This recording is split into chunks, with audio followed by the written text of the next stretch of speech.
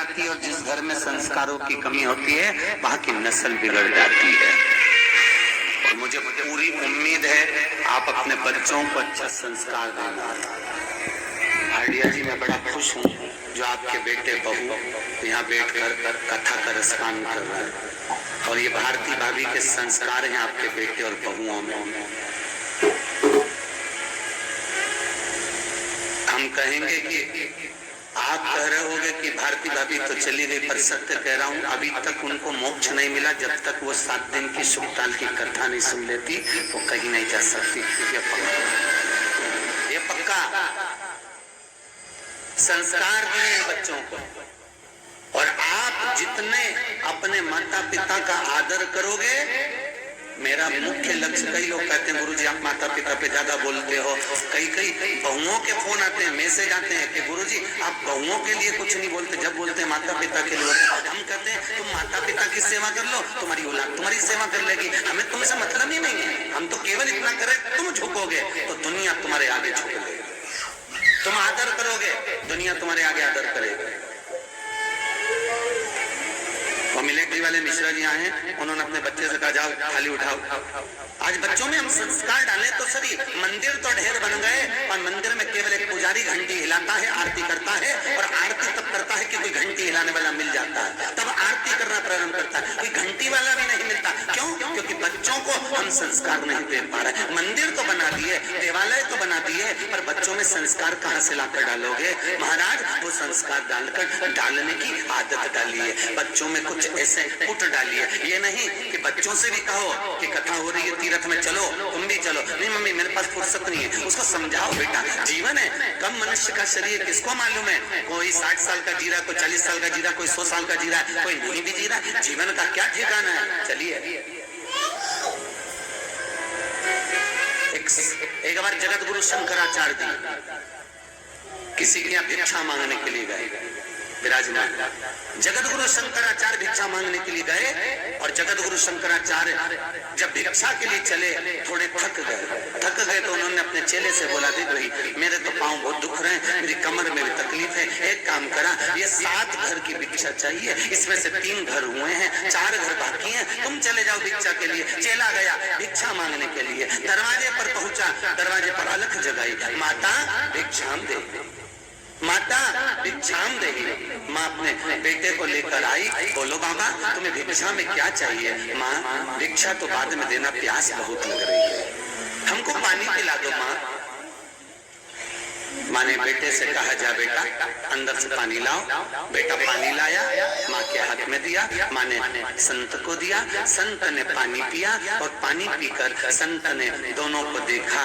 देखकर माँ ने पूछ लिया, बाबा अब आप आए हो तो मेरे बेटे का भाग्य बता दो, किसका भाग्य क्या है? संत ने बेटे को देखा और बेटे को देखकर भगवान का स्मरण करा, शंकर का स्मरण करा, भोलेनाथ जी का स्मरण कर शंकर से स्मरण कर पूछा इस बेटे का भाग्य क्या है? नेत्र बंद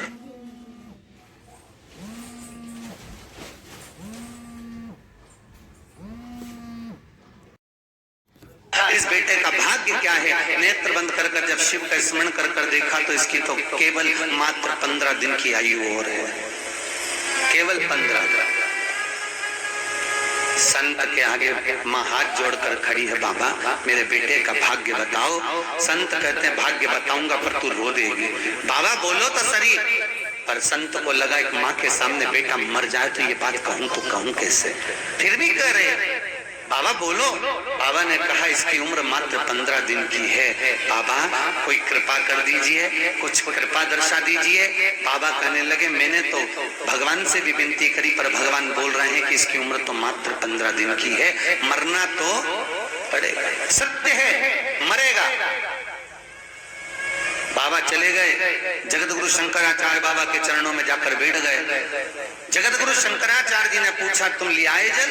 हाँ। पियाए पानी? हाँ। कुछ भाग लाए? हाँ महाराज जी। एक घर बचा है, 3 घर में होकर आ गया हूँ। ठीक है, एक घर से और लिया, लाए, समय बीता। 4 दिन बाद वो चेला तो नहीं गया, शंकराचार्य जी खुद निकल कर चले गए। और जगत गुरु शंकराचार्य जब निकल कर गए तो जाते जाते उन्होंने उसी समय उस बुढ़िया के घर में प्रवेश किया। प्रवेश कर भिक्षा मांगी, चले गए। 1 महीने के बाद वही संत को शंकराचार्य जी ने वापिस भेजा और ये वही अम्मा के यहाँ पहुंचा, वही बुढ़िया के यहाँ। उसको लगा बेचारी का बेटा मर गया होगा, चलो थोड़ी सांत्वना बना दे। और पहुंचे और कहा माँ भिक्षाम दी। माँ तो नहीं आई, वो बेटा दौड़ कर आया और बेटा दौड़ कर आकर भिक्षा देने लगा। संत को आश्चर्य हुआ कि ये जीवित कैसे रह गया, ये जिंदा क्यों है। तुरंत माँ से पूछा बाबा ये माँ ने तुरंत बाबा ने पूछा माँ इसकी तो आयु 15 दिन की थी, फिर ये जीवित कैसे रह गया, ये जिंदा कैसे है। कहा बाबा मेरा जीवित रह गया। संत को लगा कि ऐसा कौन संत आ गया जो आयुष्मान होने का शब्द दे गया। संत ने भगवान शिव की आराधना करी, शंकर से पूछा भोलेनाथ इसकी 3 दिन 15 दिन की आयु थी, फिर बच कैसे गया, ये जिंदा कैसे है। मैंने आपसे पूछा था तो आपने कहते मरेगा जरूर, फिर जीवित कैसे रह गया। भगवान शंकर कहते हैं एक बार हमारी वाणी टल सकती है और गुरु की वाणी कभी नहीं टल सकती। गुरु की वाणी की वेग तो परमात्मा को भी रखना पड़ता है।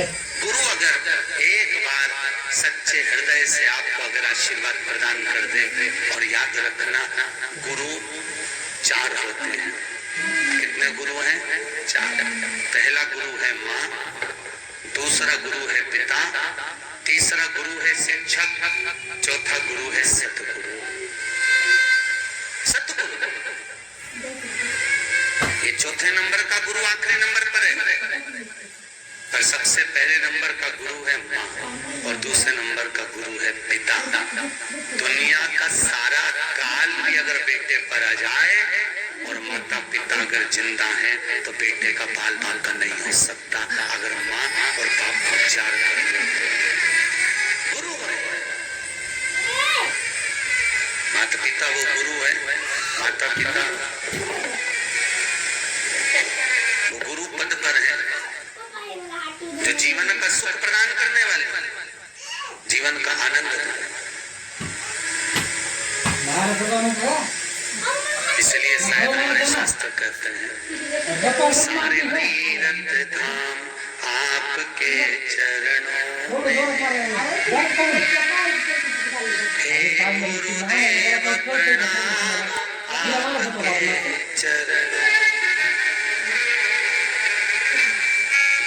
सारे तीरथ, सारे सुख, सारे आनंद मेरे भगवान सतगुरु के चरणारविंद है।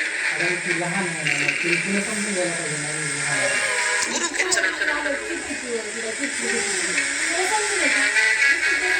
जो दुनिया में कोई ना कर पा रहे वो गुरु करता है। और खुद देख लो सुखदेव जी महाराज के चरित्र को आप सुनने के लिए बैठे हो तो सुखदेव जी महाराज के चरणों में राजा परीक्षित जाकर बैठा था। मरना 7 दिन में था, मृत्यु सत्य है, आएगी पक्का। जन्मेजय ने कांच का महल बनवाया,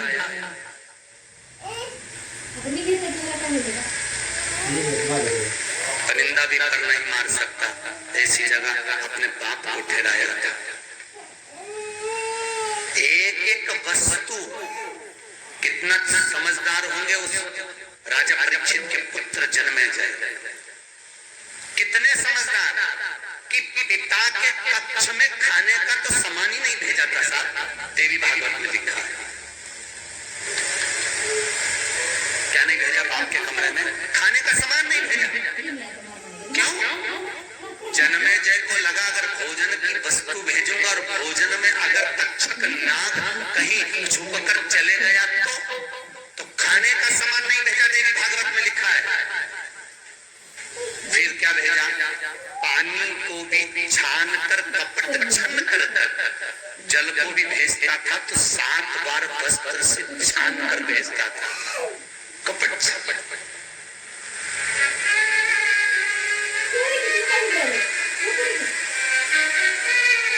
पिताजी ने अंदर से खबर करी मुझे भूख लग रही है, बेटा अंदर जा नहीं सकता। कहा एक काम करिए,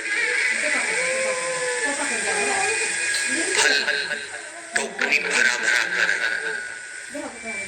जन्मेजय ने बुलाया, क्या है?